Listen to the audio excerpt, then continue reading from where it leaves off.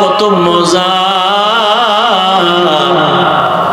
মায়ার নবীর তেলাওয়াত এতই যে মজা, দুশমন আবু জাহাল আইসা ঘরের কিনারায় দাঁড়ায় দাঁড়ায় নবীর তেলাওয়াত শুনে গোপনে। অন্য লোকেরা আইসা কয়, রে ও আবু জাহাল, তুমি তেলাওয়াত শুনো, মুহাম্মদের গালি দাও, আবার তেলাওয়াত শুনো কেন? ওর যতই গালি দে, ওর জবানের আওয়াজে এত মজা, জমিনে আর কারো কথা এত মজা পাই না। রহমতের নবী আম্মা জান বলেন, আলহামদু সূরা শেষ করে এবার সূরা বাকারা, কোরআন শরীফের দ্বিতীয় সূরা এবং বড় সূরা। ভাবলাম নবী মনে হয় 2-4 পৃষ্ঠা পড়িয়া রুকুতে যাবেন, কিন্তু না, দেখলাম নবী পড়তে পড়তে পুরো সূরাটাই শেষ করলেন। সূরা বাকারা শেষ, রুকুর মধ্যে যাবেন, কিন্তু না, নবী সূরা বাকারার পরের সূরাটা আবার শুরু করলেন। এখনো প্রথম রাকাতে দাঁড়ানো, সূরা বাকারা শেষ, আবার আরেক সূরা শুরু করলেন, এটাও শেষ করলেন। এরপরে আবার সূরা শুরু করলেন, ওটাও শেষ করলেন। সূরা আলে ইমরান, সূরা মায়েদা, সূরা নিসা, এগুলো পড়তেছেন, দীর্ঘ রাত হয়ে গেল। দীর্ঘ রাতের পর দীর্ঘ টাইম দাঁড়াইয়া আর নবীজি তেলাওয়াত করেন, আর নবীজির দাড়ি মোবারক বেয়ে বেয়ে চোখের পানিগুলো পড়তেছে, নবীর জামাগুলো ভিজে যায়। আমি আয়েশা একটু গোপনীয়তা রক্ষা করে তাকায় দেখি, নবী হজর দাঁড়ায় কাঁদেন আর আমার মাওলার কোরআন তেলাওয়াত করে। দীর্ঘ টাইম দাঁড়ানোর পরে অনেক সীমাহীন সময় দিয়ে এরপরে রুকুর মধ্যে চলে গেলেন, সেখানেও কান্না। দীর্ঘ টাইম রুকু করার পরে দাঁড়াইলেন, আবার কান্নায় সেজদায় চলে গেলেন। মাত্র প্রথম রাকাতের প্রথম সেজদা, এখনো দ্বিতীয় সেজদা হয় নাই। প্রথম রাকাতের প্রথম সেজদায় গিয়া নবীর এই পরিমাণ কান্না, এত পরিমাণ কান্না, কান্না মাথা উঠান না, মনে হয় নবী পাগলের মতো হয়ে গেলেন নাকি, দুনিয়ার সাথে নবীর কোনো কানেকশন নাই। রব্বে কারীমের কুদরতি কদমে পড়ে আছেন আমার নবী, কান্না কান্না কান্না, সেজদা মাত্র প্রথম রাকাতের প্রথম সেজদায় নবী এখনো কাঁদেন, দ্বিতীয় সেজদা দেন নাই। হঠাৎ করে পেছন থেকে আওয়াজ, বেলালের কণ্ঠ বেজে উঠছে। বেলাল আইসা সালাম দিলেন, আসসালামু আলাইকা ইয়া রাসূলুল্লাহ। আমি কিন্তু ফজরের আযান দেওয়ার জন্য আসছি, আপনি উঠছেন নিরে নবী? নবী কই? মাত্র প্রথম রাকাতের প্রথম সেজদা, এখনো দ্বিতীয় সেজদা দেন নাই, দ্বিতীয় রাকাতও পড়েন নাই। বেলাল এসে বলেন, ইয়া রাসূলুল্লাহ, আমি আযান দেওয়ার জন্য রেডি হয়ে আসছি, একটু পরেই কিন্তু ওয়াক্ত শুরু হয়ে যাবে। আম্মা জান আয়েশা বলেন, নবীর কান্না বন্ধ হয় না, নবী চোখের পানি ছেড়ে সেজদায় পড়ে কান্না করতেছেন। বেলাল আওয়াজ দিছে, ফজরের টাইম হওয়ার আগ পর্যন্ত নবী সেজদায় পড়ে আছে। ও সাহাবায়ে কেরাম, নবীর আশ্চর্য ঘটনা, নবী এত কাঁদলেন কেন? নবীর মা নাই, বাবাও নাই। আমার নবী কোনদিন বাবার আদর পান নাই, মায়ের আদর পান নাই। আবার চতুর্মুখী অত্যাচার, রহমতের নবী এর পরে ওই দুঃখ নেয় নাই, দুঃখ ছিল শুধু উম্মতের মায়ার জন্য।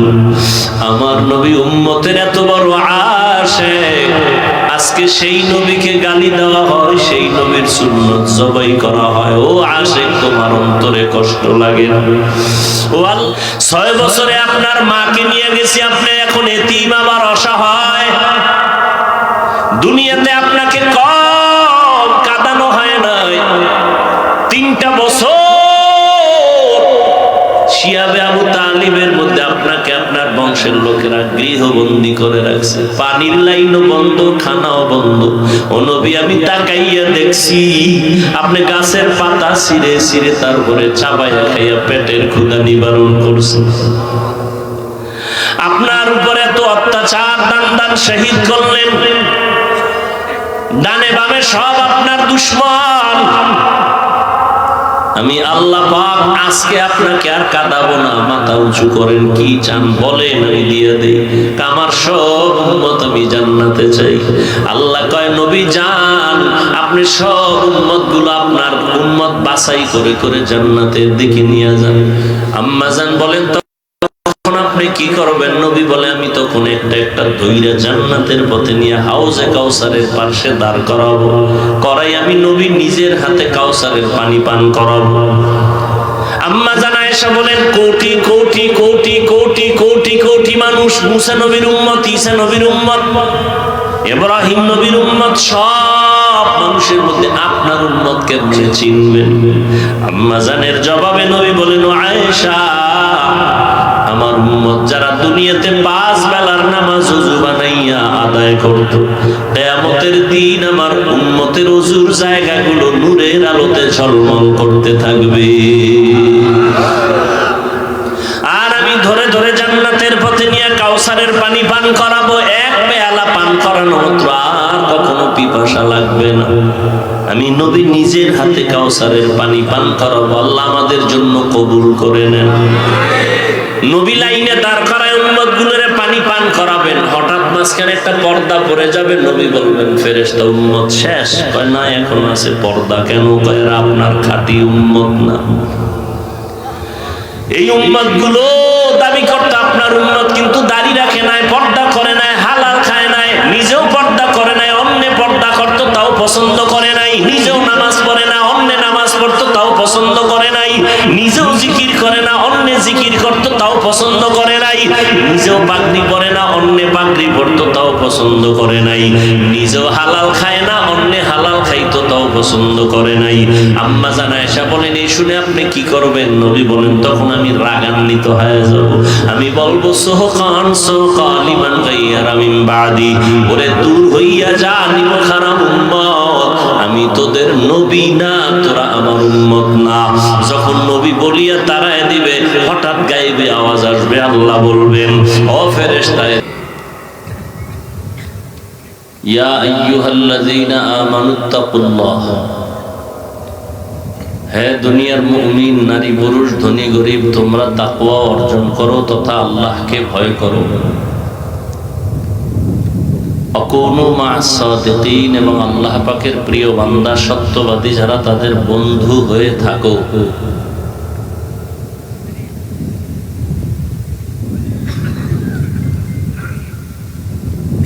নবীজি বলেন আলাইকা বিমুজালাসাতিল উলামা ওয়াসমা' কালামাল হুকামা। লোকমানে হাকিম দামি একজন ব্যক্তি, যার নামে একটা সূরা আল্লাহ অবতীর্ণ করেছেন, সূরা লোকমান।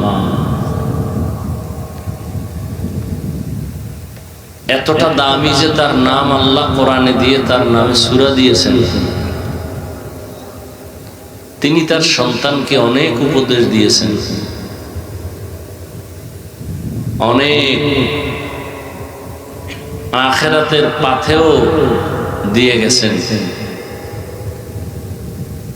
সেই লোকমানে হাকিম একদিন তার সন্তানকে এই উপদেশ দিলেন, যে উপদেশটা রাসূল সাহাবায়ে কেরামদের সামনে পেশ করলেন, আর সেই পেশ করা আলোচনাটা হাদিস হিসাবে আমাদের কাছে আসছে।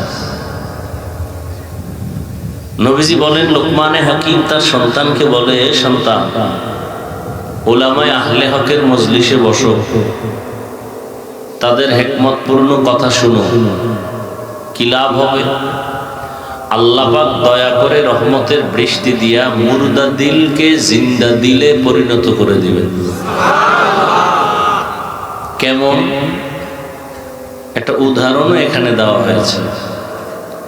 নবীজি বলেন উদাহরণ হলো এরকম যে সূর্যের কঠিন রোদের তাপে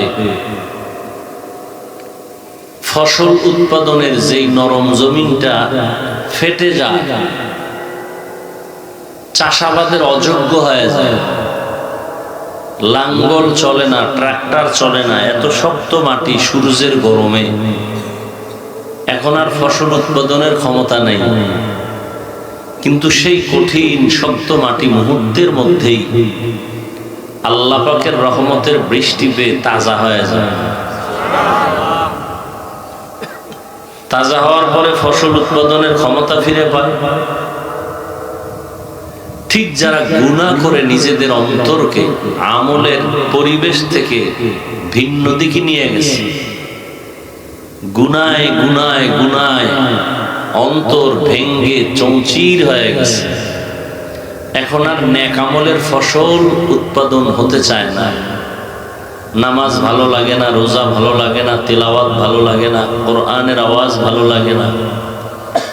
উলামায়ে আহলে হকের মজলিসে বসলে আল্লাহ তাদের দিলকে রহমতের বৃষ্টি দিয়ে এমন ভাবে তাজা করবেন যে এখন সে আমলের ফসল উৎপাদনের ক্ষমতা ফিরে পাবে। কেমন যে নামাজ আগে যেমন মজা লাগতো না, এখন নামাজ ছাড়া মজা লাগবে না। আগে তেলাওয়াত শুনতে ভালো লাগতো না, আর এখন তেলাওয়াত না শুনলে ভালো লাগবে না। জিকির ভালো লাগতো না, এখন জিকির না শুনলে ভালো লাগবে না। এই অবস্থাটা তৈরি হবে উলামায়ে কেরামের মজলিসে বসলে।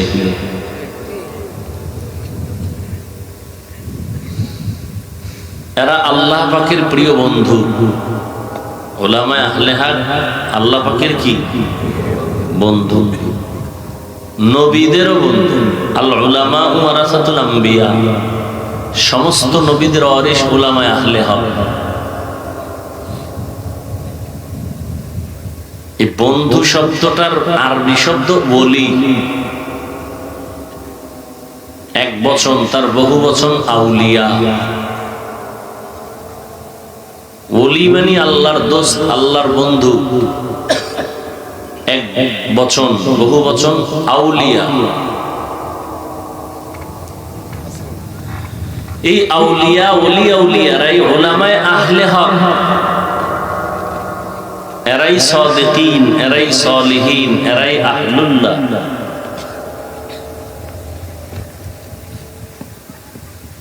আল্লাহ পাক রব্বুল আলামিন আয়াতের মধ্যে দুটো আদেশ দিয়েছেন মুমিনকে। প্রথম আদেশ হলো তোমরা তাকওয়া অর্জন করো তথা আল্লাহকে ভয় করো।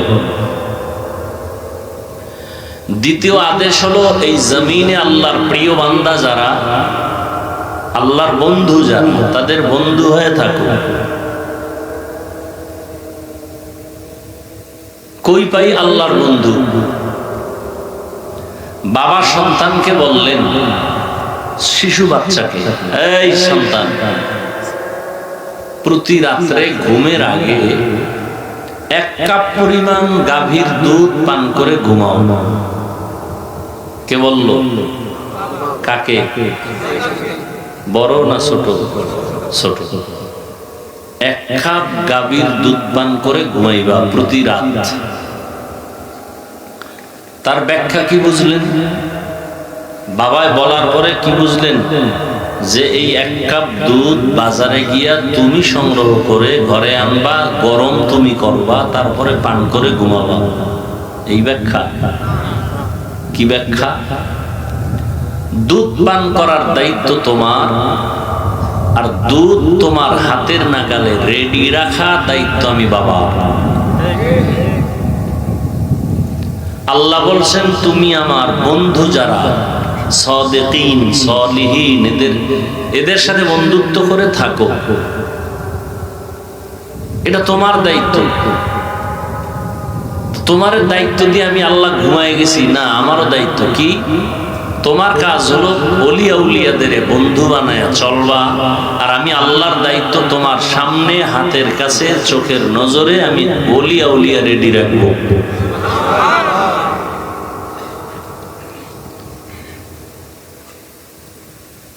ওলি মানে কি? পীরে কামেল না, মাওলানা না, মুফতি না, খতিব, প্রিন্সিপাল না। ওলি হওয়ার জন্য শর্ত হলো মানুষের বডির মধ্যে যে আসল জিনিস আছে কলব, এটা পবিত্র থাকলেই সে আল্লাহর প্রিয় বন্ধু, সে প্রিয় ওলি।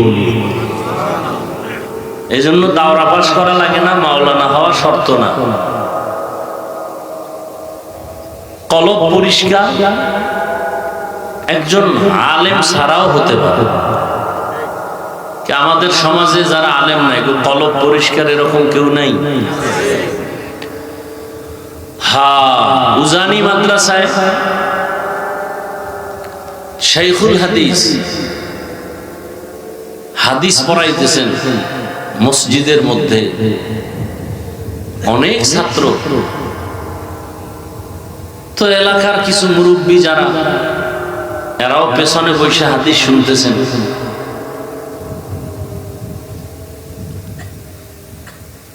এরা কারা? কারি ইব্রাহিম রহমতুল্লাহ আলাইহির সোহবত প্রাপ্ত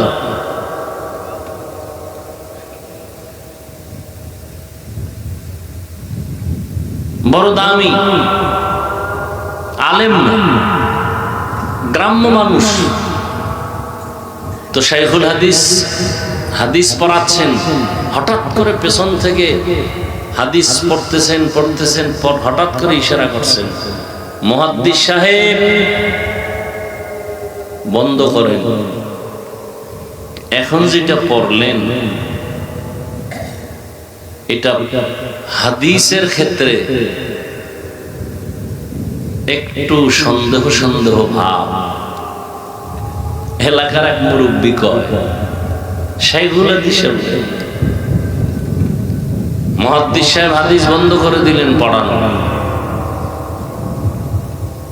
এরপরে তাহকিক করলেন, আসলে ওনার লোকমা ঠিক আছে। প্রশ্ন হলো, সে তো আলেম না, সে কি না? সে বুঝলো কিভাবে এই হাদিসের বর্ণনাকারীদের মধ্যে হোক বা যে কোনো একটা ঝামেলা আছে, সে বুঝবে কিভাবে? আলেমদেরই বুঝতে খবর হয়ে যায়। কত জাল হাদিস আমরা পড়ি। ওই গ্রাম্য লোক বুঝলো কিভাবে? সবাই মিলে যখন তাকে ধরলো, তখন বলে, আমি যখন বসেছিলাম মুহাদ্দিস সাহেব হাদিস পড়ছিলেন, তার মাথার উপর একটা নূরের আলো দেখছিলাম। এই হাদিসটা পড়ার সময় আলো ছিল না। কেমনে বুঝাইতাম? এই যুগে তো এখন শিক্ষিত মানুষ বেশি, পীরাউলিয়া লাগে না, ওলিয়া উলিয়ার দরকার নাই, কত কত ফতুয়া। কেমনে বুঝাই? কেমনে সম্ভব? আব্দুল্লাহ ইবনে মাসউদ রাদিয়াল্লাহু তাআলা আনহু রাসূলের সাহাবী বাজারে গেছেন। বাজার থেকে এসে মসজিদে নববীর মধ্যে ঢুকলেন। এমন এক টাইমে ঢুকলেন যেই টাইমে রাসূলের সাহাবী ও জামাতা উসমান রাদিয়াল্লাহু তাআলা আনহু সাহাবায়ে কেরামদের মাঝে বক্তব্য দিতেছিলেন, বয়ান করতেছিলেন।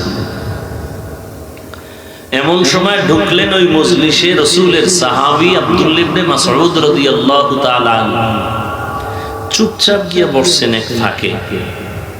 উসমান রাদিয়াল্লাহু তাআলা আনহু বলতেছেন, একজন লোক আসলো ইশারা, তার চোখের মধ্যে জিনার আসর দেখা যায়। বুঝেননি? তার চোখের মধ্যে কি দেখা যায়? কে কয়? কথাটা কে বললেন? উসমান রাদিয়াল্লাহু তাআলা।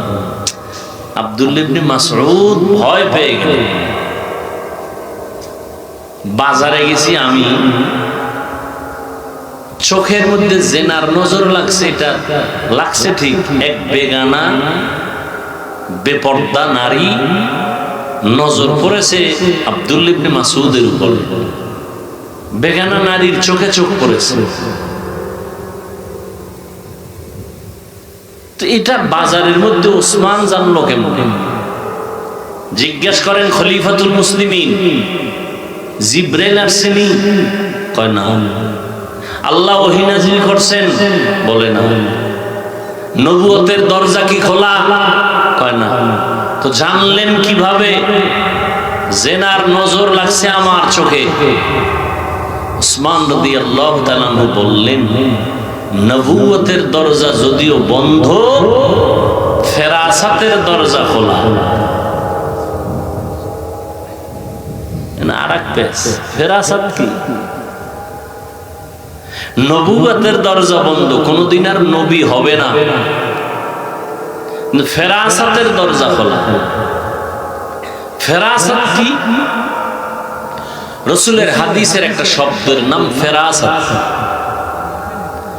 قال النبي صلى الله عليه وآله وسلم اتقوا فراسة المؤمن فإنه ينظر بنور الله। বুঝেন না কথা না? কি বুঝেন? নবীজি বলেন আল্লাহর প্রিয় বান্দাদের ফেরাসাতের যে একটা শক্তি আছে, এটাকে তোমরা ভয় করো। শক্তিটার নাম ফেরাসাত। কয় এটা দিয়ে কি হয়? কয় এটা দিয়ে বান্দা অনেক কিছু দেখে যেটা সাধারণ মানুষ দেখে। কেমনে দেখে? কয় চোখের নজরে নয়, আল্লাহর দেওয়া নূরের পাওয়ার দিয়ে দেখে। কি দিয়ে দেখে?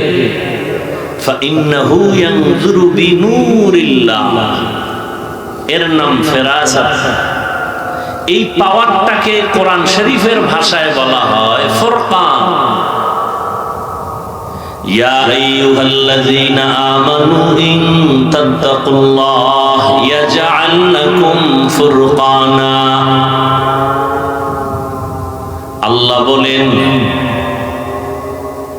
মুমিনদের মধ্যে কিছু গোলাম এমন আছে যারা তাকওয়ার উপরে মুজাহাদা করে। আল্লাহ পাক এই মুজাহাদার বরকতে তাদেরকে একটা পাওয়ার দান করেন। পাওয়ারের নাম ফুরকান। পাওয়ারের নাম কি? মা মা'নাল ফুরকান? ফুরকান মানে কি? হুয়া নূরুম মিন ইলাহি, আল্লাহর পক্ষ থেকে দেওয়া একটা নূরের আলো। তাহলে তরজমার দিক দিয়ে তো মিলছে। কোরআনে বলছে পাওয়ারটার নাম ফুরকান, হাদিসে বলছে পাওয়ারটার নাম ফেরাসাত। ফেরাসাতের পাওয়ার কি? বলে আল্লাহর বান্দা আল্লাহর দেওয়া নূরের আলো দিয়া অনেক কিছু দেখে যেটা সবাই। এটা হাদিসের শব্দ ফেরাসাত, কোরআনের শব্দ ফুরকান। তরজমায় একই, আল্লাহর দেওয়া একটা পাওয়ার। কিসের পাওয়ার? আল্লাহর দেওয়া নূরের আলো। এটা সবাই পায় না। কারা পায়? যারা তাকওয়ার উপরে মজবুত থাকে তারা পায়। আল্লাহ তাদেরকে দেন। তাকওয়া যাদের মধ্যে আছে। তাকওয়া কি জিনিস?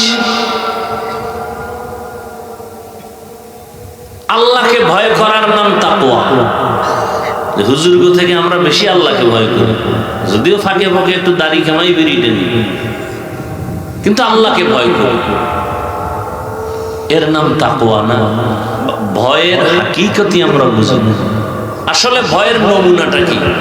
একজনকে আমি আল্লাহকে ভয় করি, নমুনা আছে না? নমুনা কি? বলে সন্তান মা বাবারে ভয় করে, বলে নমুনা। কয় মা বাবার সামনে অন্যায় করে না। ছাত্রগুলো শিক্ষকের ভয় করে, বলে তার প্রমাণ আর নমুনা। শিক্ষকের সামনে অন্যায় করে না। ঠিক যারা আল্লাহকে ভয় করবে তাদের নমুনা আল্লাহর কুদরতি নজরের সামনে গুনাহ করবে না। কি করবে না? মা বাবার সামনে সন্তান অন্যায় করে না কেন? বলে মা বাবার পিটার ভয়। ওস্তাদের সামনে ছাত্র অপরাধ করে না কেন? বলে ওস্তাদের শাস্তির ভয়, অন্যায় করে না।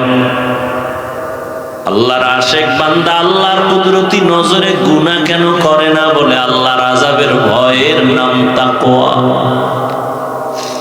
এবার আপনি আপনারে জিজ্ঞাসা করেন, আপনার অন্তর কি গুনার প্রতি আগ্রহী না বিদ্রোহী? মন কি গুনাহ করতে চায় আর করেননি? তাহলে নিশ্চিত আপনার মধ্যে তাকওয়া নাই, আল্লাহর ভয় নাই। আগুন আর পানি যেমন এক জায়গায় হতে পারে না, গুনাহ আর আল্লাহর ভয় এক জায়গায় জায়গায় হতে পারে না। আর কে দারাত খৌফে হক দরদিল মাদাম জান্নাতুল মাওয়া দেহাত উরা মাকাম।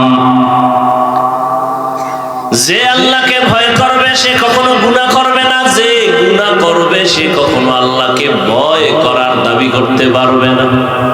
ওয়া আম্মা মান খাফা মাকাম রাব্বিহি ওয়া নাহান নাফসা আনিল হাওয়া ফাইন্নাল জান্নাতা হিয়াল মাওয়া। হার কে দারাত খৌফে হক দরদিল মাদাম জান্নাতুল মাওয়া দেহাত উরা মাকাম। হাসরের দিন আল্লাহর আদালতে দাঁড়াইয়া হিসাব দেওয়ার ভয়। যেই বান্দা বান্দি গুনাহ থেকে নিজেকে বাঁচায় রাখবে, আল্লাহ বলেন আমি ওয়াদা করলাম তার ঠিকানা হবে জান্নাতুল মাওয়া। আল্লাহ তাকে জান্নাত দিয়ে দিবেন বিনা হিসাবে। কোন ব্যক্তিকে দিবেন? যে আল্লাহর আদালতে দাঁড়াইয়া হিসাবের ভয়ে গুনাহ ছাড়ে, গুনাহ থেকে নিজেকে বাঁচা। এজন্য নবী বলেন কালান নবী সাল্লাল্লাহু আলাইহি ওয়া আলিহি ওয়াসাল্লাম ইত্তাকু ফিরাসাতাল মুমিন ইত্তাকিল মাহারিম তাকুন আবাদান নাস। হারাম জিনিস থেকে নিজেকে বাঁচাও, আল্লাহর দরবারে মানুষের নজরে মর্যাদা বেড়ে যাবে। আল্লাহর ভয় তাকওয়া অন্তরে জমা করো। এটা মায়ের গর্ভ থেকে কেউ নিয়ে আসেন, এটা অর্জন করা লাগে। তাকওয়া এটা অন্তরে ঢুকাইতে হবে। তাকওয়া মানে বেশি বেশি জিকির করা না। তাকওয়া অর্থ কি বেশি বেশি নামাজ পড়া বলে না, বেশি বেশি কোরআন তেলাওয়াতের নাম তাকওয়া না, বেশি বেশি দান সদকা করার নাম তাকওয়া না। বলে তো তাকওয়া কি জিনিস? বলে গুনাহ থেকে বেঁচে থাকার নাম তাকওয়া। আপনি সারা জীবন নামাজ পড়লেন, কামাই রুজি সুদের টাকায়, লাভ কি? তাকওয়া নেই। আপনি হজও করছেন, প্রত্যেক বছর ওমরা করেন, হজে যান, কার টাকায়? কয় সন্তানের। কি করে? কয় এনজিওতে চাকরি করে। আসেনি? হবে? এর নাম তাকওয়া না। একজনে সৌদি আরব থেকে 500 দানার তসবিহ লইছে, কাম নাই, বুড়া বয়সে কি করবে? এটারে সকালে শুরু করে হাতের মধ্যে লইয়া হইয়া হইয়া টানতে থাকে।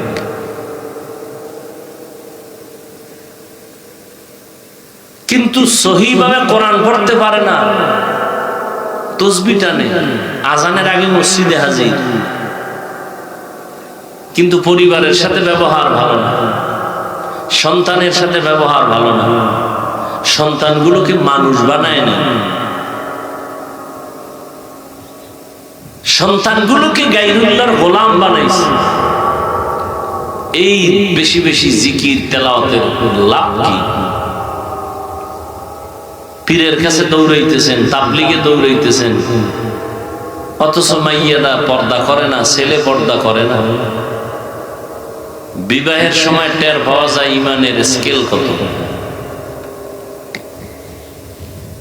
তাহলে তাকওয়া বেশি বেশি আমলের নাম তাকওয়া না, গুনাহ থেকে বাঁচিয়া থাকার নাম তাকওয়া।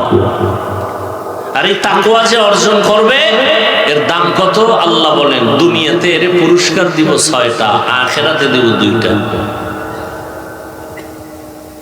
আখিরাতের প্রথম পুরস্কার বিনা হিসাবে জান্নাত। সুবহানাল্লাহ। যারা তাকওয়া অর্জন করবে, তাকওয়া মানে বেশি বেশি নেক আমল করা, কথা কন না কেন? জিকির করা, বেশি বেশি তেলাওয়াত করা। তাকওয়া মানে কি? গুনাহ থেকে বেঁচে থাকা। অতএব নেক আমল করতে পারি আর না পারি এটা নিয়ে কোনো পেরেশানি নাই, গুনাহ থেকে বাঁচিয়া থাকতে পারলাম কিনা এটা আসল পেরেশানি। নেক আমল করতে পারো আর না পারো, গুনাহ করবা না, এর নাম তাকওয়া। কারো প্রশংসা করতে পারো বা না পারো, কারো বদনাম করবা না, এর নাম তাকওয়া।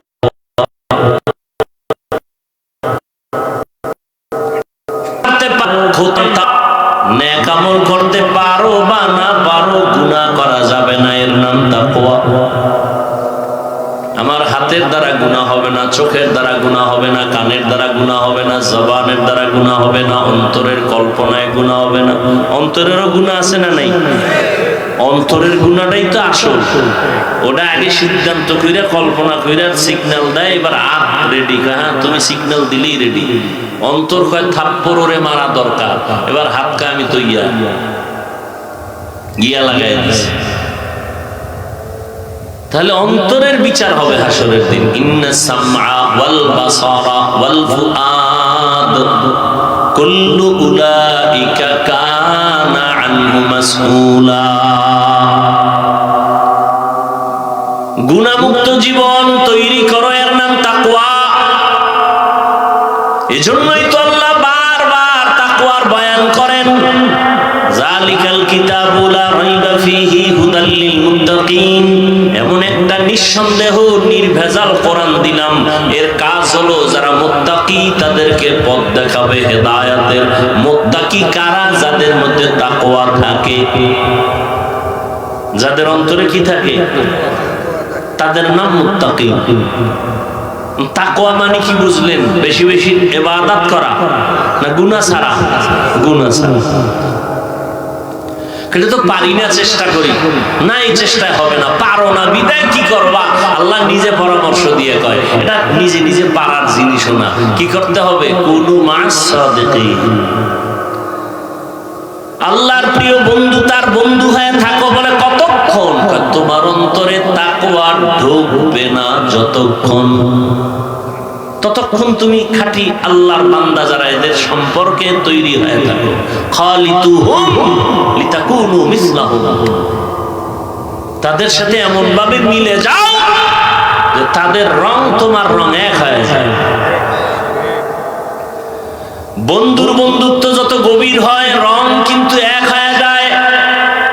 বন্ধুর টুপি কেমন কায় এমন কা, আমারটা এমন বানাবো। মোহাব্বত, ভালোবাসা। সিবগাতাল্লাহ মান আহসানু মিনাল্লাহি সিবগাহ। আল্লাহর রং লাগাও, কারণ আমার মাওলার রঙের মতো দামি আর কোন রং হতে পারে না। আল্লাহরে তো দেখাই যায় না, মাওলার রং আবার কি আলমে তু। ও আল্লাহর বান্দা, সারা দুনিয়ার মধ্যে তাকাও, আমার মাওলা পাকের সৃষ্টি কেমন। ইঞ্জিনিয়ার সাহেব কেমন, সার্টিফিকেট আছে নি? দরকার নাই, আমার বিল্ডিং বানাইছি যে ডিজাইন করে তাকায় দেখ, আমার পরিচয় ওই বিল্ডিং এর ভিতরে। চালক তুমি কেমন গাড়ি চালাও, বলে এটা বয়ান দিয়া বোঝানো যাবে না। গাড়ি চালাইতে বসায় দাও, এরপরে তুমি অনুভব করো আমি কেমন। আমার কাগজ তোমাকে প্রমাণ করতে পারবে না আমি কেমন। এরে আল্লাহর বান্দা, আমার আল্লাহর রংটা কেমন? বলে এটা বয়ান করে বোঝানো যায় না। আমার মাওলার বানানো গুলশান তাকায় দেখো, জমিন কত সুন্দর, আসমান কত সুন্দর, চন্দ্র কত সুন্দর, সূর্য কত সুন্দর। আমার মাওলার দেওয়া খোলা হিমেল হাওয়া, অক্সিজেন কত সুন্দর, সুন্দরবন কত সুন্দর, সমুদ্র কত সুন্দর, ফুল বাগানে গিয়া দেখো ফুলের পাতাগুলো কত সুন্দর। আমার মাওলা বানানে ওয়ালা এবার চিন্তা করো, ওই মিস্ত্রি কত সুন্দর। ওই মাওলার রঙে রঙিন হয়ে যাও। বলে কেমনে ধরি? ধরার জন্য তো লোক দিয়া দিলাম। আমার রংটা যদি তুই পাইতে চাও, মোহাম্মদের দিকে নজর কর, আমার রং পাবি। কয় মোহাম্মদেরও তো পাই নাই। মোহাম্মদ কয় আমি বিদায় হয়ে গেলাম, আমার কিছু বন্ধু রেখে গেলাম কিয়ামত পর্যন্ত, এরা আমার বন্ধু উলামায়ে আহলে হক। এদের দিকে তাকাও, মদিনার রং লাগাও। মদিনার রং মদিনার নবীর একার বানানো না, আমার আল্লাহর দেওয়া কুদরতের রং। মদিনার নবীর রং লাগাইছে তো জাহান্নামী। ওই ওমরে ফারুক জান্নাতি হয়ে গেল। কেমন জান্নাতি? একটা শয়তান, এত বড় বেঈমান, এত বড় ইলমওয়ালা শয়তান, ওমরের রাস্তা দিয়ে দেখলে পালায় যায়, ওই রাস্তায় ঢোকে না। মদিনার রঙের দাম কত? আমি হাফিজুর রহমানের কোনো ইলম নাই, আমল নাই, বাবা নাই, দাদা নাই, পরিচয় নাই। আজ আমাকে এই প্যান্ডেলে এই চেয়ারে সম্মানের সাথে বসাইছেন মদিনার রং, ঠিক ঠিক নেই। আমি যদি এখন খ্রিস্টানের মতো প্যান্ট শার্ট টাই লাগায় বয়ানে বসি, প্যান্ট শার্ট টাইওয়ালা যারা গোলাম এরাও আমার বয়ান শুনবে না। এখানে আমি বয়ান করতেছি মদিনার রং, মদিনাওয়ালার রং লাগাইলাম, মদিনার আদর্শের টুপি দাড়ি পোশাক লাগাইলাম। ১৫০০ বছর পর মদিনার রঙের দাম কত? ১৫০০ বছর হয়ে গেল। এখানে আপনারা বসে আছেন, কাউকে খানা দেওয়া হয়েছে, হবে, আসা যাওয়ার গাড়ি ভাড়া দেওয়া হয় না, বরং কিছু টাকা রাখিয়াও দেওয়া হলো। এমন বিছানাও আপনাদের দিছে যেটা কোয়ালিটি পূর্ণ বিছানা না। এই বিছানায় পৃথিবীর কেউ বসবে না যদি বিয়ার প্যান্ডেলে এই বিছানা দেয়, ঠিক। আর এখানে আপনারা আসছেন, গাড়ি ভাড়া নাই, নাস্তা নাই, বসার কোনো ভিআইপি ব্যবস্থা নাই। কে গরিব, কে ধনী, কে আলেম, কে মূর্খ, সব একাকার হয়ে বসে গেল। খানারও চিন্তা নাই, ঘুমেরও চিন্তা নাই। এতগুলো মানুষ নিয়ন্ত্রণের জন্য একজন পুলিশও নাই, কি? অথচ নির্বাচন হয়েছে, এক একটা কেন্দ্রে পুলিশ, আর্মি, এরপরও কিলাকিলি, কি? আর এখানে এতগুলো মানুষ চুপচাপ বসে আছে, কোনো আওয়াজ নাই। মোবাইলের রিংটোন বন্ধ করে রাখছে, কল দিল কাইটে দিবে, কেউ কথাও বলবে না। একজন পুলিশও নাই, কোনো বাহিনী নাই। এটা কেমন করে সম্ভব? একমাত্র মদিনার রং লাগার কারণেই সম্ভব। মদিনাওয়ালা নবীর রং লাগার কারণে এটা সম্ভব। আর এই রংটা আমি মায়ের গর্ভ থেকে নিয়ে আসি নাই, এই রংটা লাগছে নবীর বন্ধু যারা উলামায়ে আহলে হক তাদের সাথে চলতে চলতে রং লাগছে, ঠিক নি? ও আল্লাহর বান্দা, আগুনের কাছে গেলে একটু গরম তাপ লাগবে, এটাই স্বাভাবিক। তুমি যদি বরফ হাতে নাও ঠান্ডা লাগবে, এটাই স্বাভাবিক। দুনিয়াওয়ালার কাছে গেলে তোমার দুনিয়ার দিকে মন যাবে, এটাই স্বাভাবিক। আল্লাহওয়ালার কাছে গেলে আল্লাহর দিকে মন দৌড়াবে, এটাই স্বাভাবিক। কিন্তু আল্লাহওয়ালার কাছে গেলেও যদি মনটা আখিরাতের দিকে না দৌড়ায়, বুঝতে হবে ওলির মধ্যে ঝামেলা হতে পারে। হাদিস, নবীজিকে সাহাবায়ে কেরাম বললেন, আউলিয়া কারা? মান আউলিয়া? ওলিয়া উলিয়া যে কয়, নবী কারা, তাকে একটু পরিচয় দিবেন নি? নবী বলেন, ইজা রুযুকিরাল্লাহ, যখন তাদের দিকে নজর দিবা তখন আল্লাহর কথা স্মরণ হবে।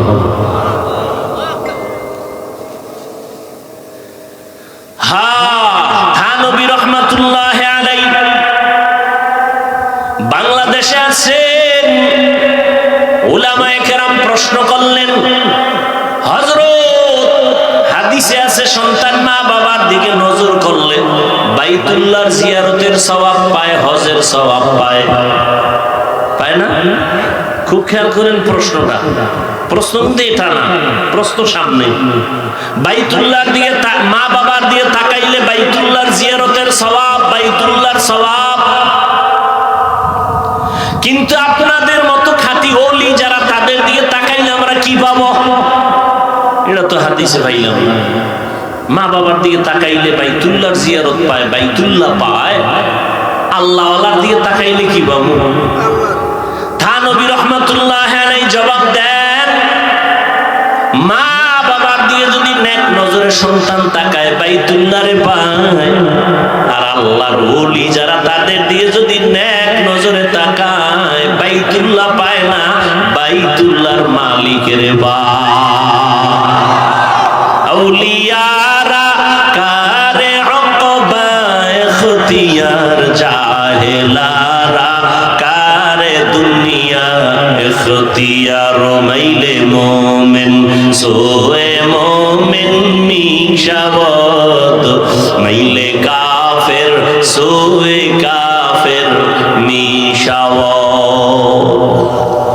তাকওয়া অর্জন করো, খাঁটি আল্লাহ ওয়ালাদের নেক নজরের দ্বারা তাকওয়া অর্জন করো। লিকুল্লি শাইইন মা'দিনুন ওয়া মা'দিনুত তাকওয়া কুলুবুল আরিফিন।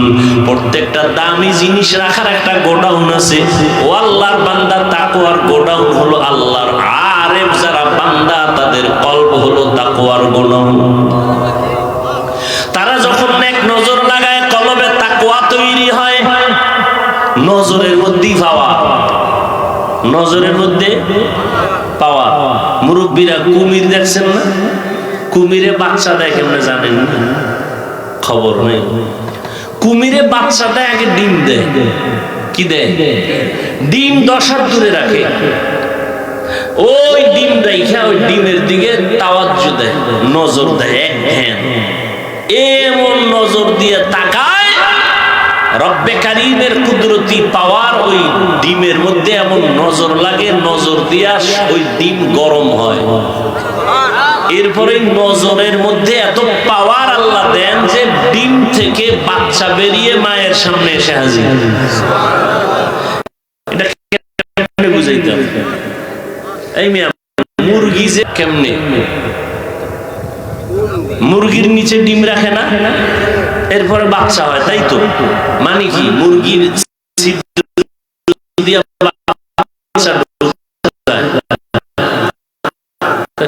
কারণ কি তাপ কি আছে? তাপ দিলে ডিমে তো বাচ্চা হয় না। আপনি যে বলবেন মুরগি তাপ দিলেই বাচ্চা হবে, তো বহু ডিম তো ফালানো যায়, বাচ্চা। খালি যুক্তি খুঁজেন কেন? কুদরত দেখেন না? খালি যুক্তি খুঁজেন, বুঝে আসে না।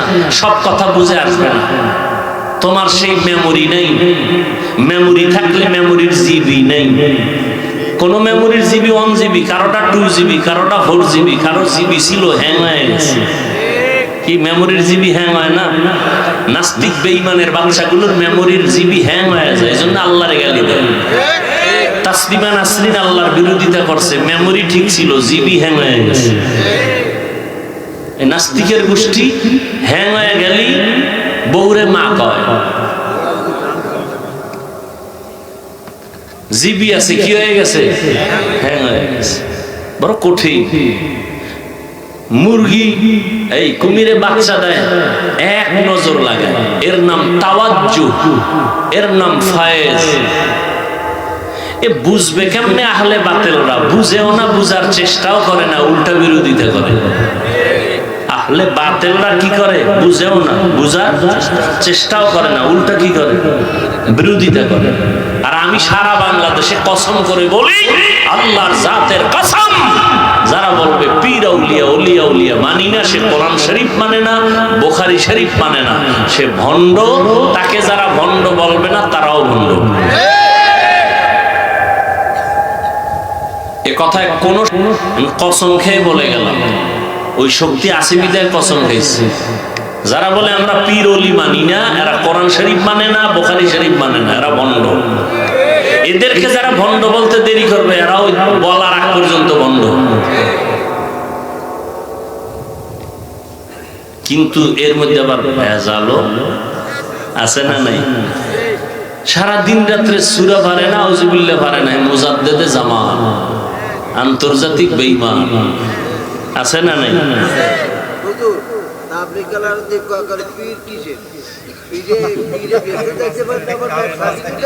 না, এটা তো আমরাও বলি, পিসাব কেউ বেচতে নেওয়ার অধিকার কোন গ্যারান্টি নাই। সব ওলি, আব্দুল গাউস, কুতুব, সব নবী পর্যন্ত সবার দায়িত্ব একটাই, মানুষকে জান্নাতের পথ দেখায় দেওয়া। এবার আপনি ঢুকবেন কিনা এটা আপনার ব্যাপার। ওয়াজের প্যান্ডেলও খোলা, আর একদিকে যাত্রার প্যান্ডেলও কি, আপনি ঢুকবেন কই আপনার ব্যাপার। তবে আলেমদের কাজ কি? বুঝায় দাও, ওখানে গেলে এই ফিডা, এখানে আইলেই শান্তি। কোরআন হাদিস দিয়ে বুঝাই দিবে। কোনো আলেমের ক্ষমতা নেই যে তোমার জান্নাতে নিয়ে যাও। নিজে জান্নাতে যাওয়ার গ্যারান্টি আছে না? আরে জান্নাতের টিকিট পেয়েছেন না আবু বকর সিদ্দিক, এরপর সারা জীবন কাঁদছেন কেন? ওমর ফারুক জান্নাতের টিকিট হাতে পায় সারা জিন্দেগি কাঁদলেন কেন? স্বয়ং নবীজি কাঁদতেছেন। আম্মা জান আয়েশা বলেন, নবী আপনি কাঁদেন কেন? হাসরের ময়দানের ভয় আমার অন্তরে লাগছে জন্য কাঁদি। বলে কি ভয়? আপনার তো কোনো গুনাহ নাই, আপনি কাঁদেন কেন? আমার উম্মতের কি উপায় হবে এজন্য কাঁদি। এমন ভয়ঙ্কর হালাত হবে কিয়ামতের ময়দানে যে নবীদের গুনাহ নাই তারা পর্যন্ত কান্না করবে। নারী আর পুরুষ উলঙ্গ দাঁড়াবে ওই কঠিন সময়। উম্মতেরা পাগলের মতো দৌড়াবে, একদিকে সূর্যের গরম, অপর দিকে জাহান্নামের আগুনের গরম, অপর দিকে আমার আল্লাহ পাকের রাগান্বিত আওয়াজ, লিমানিল মুলকুল ইয়াউম। হাসরের ময়দানটা থরথর করে কাঁপা শুরু হয়ে যাবে, এমন কঠিন হালাত। নবীরা পর্যন্ত উম্মতের চিন্তা বাদ দিয়া নিজের চিন্তায় কান্না করবেন, আমার কি উপায় হবে? আদম নবী কাঁদবেন, আমার কি উপায় হবে? ঈসা নবী কাঁদবেন, আমার কি উপায় হবে? মুসা নবী কান্না করবেন, আমার উপায় কি হবে? আম্মা জান আয়েশা বলেন, নবী আপনি কি করবেন? নবীজি বলেন, ও আয়েশা, তখন আমি মাওলার দরবারে কুদরতি কদমের সামনে আমি মাকামে মাহমুদে সিজদায় পড়ে আমি কান্না করব, একবারও বলবো না আল্লাহ আমার কি উপায় হবে। আমি কান্না করে একটা আওয়াজ দিব, আল্লাহ আমার উম্মতেরে বাঁচাও, আমার উম্মতের কি উপায় হবে। আমার উম্মত যেন জাহান্নাম ধরতে না পারে, ধরলে আমার উম্মত পালাবার কোন রাস্তা খুঁজে পাবে না। জাহান্নাম বড় ভয়ঙ্কর, জাহান্নামের ফিরাও, আমার উম্মত যেন জাহান্নামে না যায়। আম্মা জান আয়েশা বলেন, নবী তখন কি হবে? বলে আল্লাহ তখন বলবেন, নবী মাথা উঁচু করেন, কাঁদবেন না, আমি আপনাকে কাঁদাবো না, দুনিয়াতে কম কাঁদাই নেই রে নবী, দুনিয়াতে পাঠাইছিলাম বাবার চেহারাটাও দেখতে পারেননি। ও আল্লাহর বান্দারা, এখন থেকে তৈরি হয়ে যাও, আর কত দুনিয়াতে বাহাদুরি করবা। ও যুবক, তোমার মতো যুবককে আমি একবারও বলবো না তুমি মাদ্রাসায় আসো, স্কুল ছেড়ে দাও না বাবা, তুমি স্কুলে পড়ো, কলেজে পড়ো, চাকরি করো, ব্যবসা করো, বন্ধ করিও না। তবে দাবি একটা, নবীর আদর্শ নিয়ে 5 বেলার নামাজ পড়ো, মা বাবার দোয়া নিয়ে চলো, মুরব্বীদের দোয়া নাও, আল্লাহর খাস ওলিদের বন্ধু হয়ে চলো, পরামর্শ নিয়ে নবীর তরিকায় চলো। তুমি ডাক্তারি পড়ো, ইঞ্জিনিয়ারিং পড়ো, কোনো বাধা নাই। ও পর্দার আড়ালের আম্মা জান, আপনারা তো নবীদের মায়ের মতো দামি মা, আয়েশা রাদিয়াল্লাহু আনহার মতো দামি নারী, ফাতেমা রাদিয়াল্লাহু তাআলা আনহার মতো দামি নারী। এরে আম্মা জান, দুনিয়াতে সন্তান অনেকে কান্না করিয়াও পায় না, আল্লাহ আপনাকে দিছেন, পারলেন নাকি মানুষ বানাইতে, নবীর আদর্শওয়ালা বানাতে। আপনি ডাক্তার বানাবেন, বেয়াদব বানাবেন না, আপনার ডাক্তার সন্তানটাও যেন নবীর আদর্শ নিয়ে নামাজ পড়ে, মা বাবার খেদমত করে, মুরব্বীদের দোয়া নিয়ে চলে, ওলামায়ে কেরামের পরামর্শ নিয়ে চলে, নবীর তরিকা মানিয়ে চলে। এমন একটা সন্তানকে ডাক্তার বানাবেন, ইঞ্জিনিয়ার বানাবেন, কপাল আপনার ধন্য। এরে আম্মা জান, পেছনে পারেন না, এখন তওবা করেন। আপনার মতো কত মা এখনো আছে, নামাজ ছাড়ে না, বেপরদায় চলে না, স্বামীর মাল নষ্ট করে না। আপনার মতো বুড়া বাবাজির, আপনার মতো কত মুরব্বী আছে, মসজিদে গিয়ে নামাজ পড়ে, এক বেলার নামাজ ছাড়ে না, আপনি কেন পারবেন না? ও যুবক, তোমার মতো যুবক এখনো দেখবা তাকায়, জীবনে কোনোদিন মাদ্রাসায় পড়ে নাই, স্কুলে পড়ে, কলেজে পড়ে, চাকরি করে, ব্যবসা করে, RAB, army, police, BDR, doctor, engineer, professor, OC, DC, SP, chairman, member, MP, মন্ত্রী, 5 ওয়াক্ত নামাজ পড়ে, মা বাবার দোয়া নিয়ে চলে, তুমি কেন পারবা না? তোমার মতো যুবক রাস্তায় গাড়ি চালায়, নামাজ ছাড়ে না, কৃষি কাজ করে, নামাজ বাদ দেয় না, তুমি কেন পারবা না? জাহান্নামের শিকল লাগাইয়া বাঁধবেন, আর জাহান্নামের দরজায় না হবে, জাহান্নামের দারওয়ান ফেরেশতারা বলবে, আলাম ইয়াতিকুম রাসূলুম মিনকুম ইয়াতলুনা আলাইকুম আয়াত, তোমাদের সামনে কি কোনো ওলি আবদাল, কোন রাসূল যায় নাই, কোরআনের আয়াত পড়ে বয়ান করে নাই? কলু বালা, বলবে হ্যাঁ। মানু নাই কেন? বলে ওয়ালাকিন হাক্কাত কালিমাতুল আযাবি আযাবি আলাল কাফিরিন। কি হবে আফসোস করে, আসলে আমার মাওলার ওয়াদাই তো সত্য। আজকে কুফরি করার কারণে, আল্লাহর হুকুম অমান্য করার কারণে আযাবে গ্রেফতার হয়ে গেলাম। ও আল্লাহর বান্দারা, বাংলাদেশের ইতিহাসে যেই পরিমাণ গরম এই বছর, এই পরিমাণ গরম আর পেছনে যায় নাই। সূর্যটার গরম তুমি সইতে পারো না, মানুষগুলো পাগলের মতো হয়ে যায়। এই যে কয়েকদিন আগে বন্যা গেল, বিদ্যুতের লাইন বিচ্ছিন্ন হয়ে গেল, কত মানুষ বাড়ি চাইরা যেখানে বিদ্যুৎ ছিল সেখানে গিয়ে একটু সময় কাটাইছে আত্মীয় স্বজনের কাছে।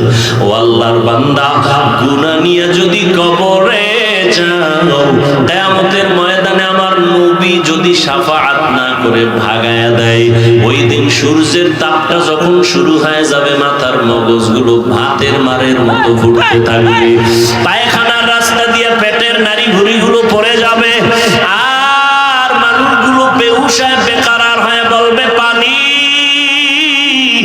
আল্লাহ পাক তখন পানি পুজগুলো জাহান্নামের থেকে আইনা এগুলো গলিত নয় নারী বুড়িগুলো গরম করে করে এরপরে মানুষের সামনে দিবে।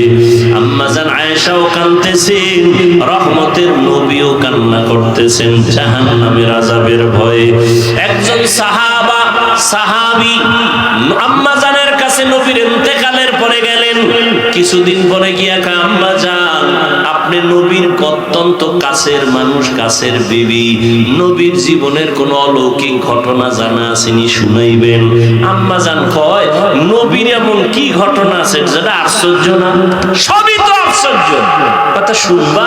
একটা শুনো, একটা শুনাই, শোনো। রহমতের নবী এশার নামাজের পর আমার ঘরে আসেন, আমার হুজরায় আসলেন।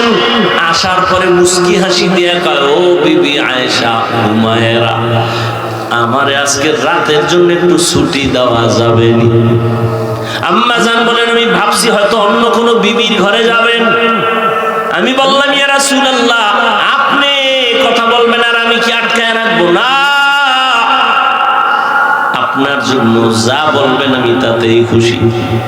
ভাবলাম নবীজি আমার থেকে ছুটি নিয়ে বোধহয় অন্য কারো ঘরে যাবেন, বিবির ঘরে। আমি তো শুইয়া পড়ছি এশার পর, নবীর অভ্যাস ছিল এশা পড়ে ঘুমায় যাইতেন, শুইয়া পড়তেন, কথা বলতেন না। এশার সাথে সাথে শুইয়া পড়তেন, কোনো কথা নাই, কিচ্ছু নাই, বয়ান নাই। আবার গভীর দুইটা মাওলার আদালতে দাঁড়ায় যাইতেন।